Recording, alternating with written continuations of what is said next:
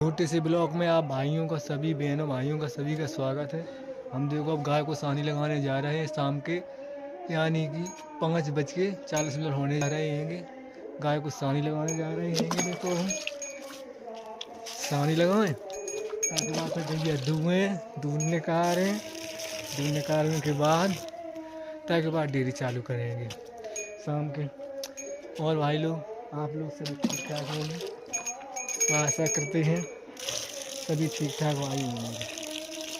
और भाई लोग गायों का अब दूध निकालेंगे अभी सानी लगा के। हम देखो जी एक गाय मेरी ये देखो, एक एक देखो गाय है मेरी, 2 गाय हैं जी मेरी। देखो गाय 2 गाय हैं मेरी, इन दोनों गैयाँ दूध दे रही हैं मेरी। अब हम सानी लगाने जा रहे हैं।